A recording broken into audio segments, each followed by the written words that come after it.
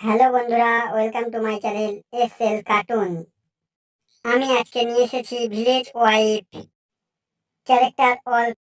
এই ভিডিওর সব পোস্ট নো কপিরাইট, তোমরা তোমাদের কাজে ব্যবহার করতে পারো।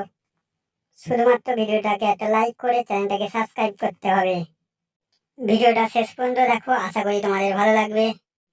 আর ভিডিওটাকে একটা লাইক করে চ্যানেলটাকে সাবস্ক্রাইব করে রাখো, যাতে নতুন কোনো ভিডিও এলে তোমাদের কাছে পৌঁছে যায়। অবশ্যই বেল আইকন প্রেস করে দেখো।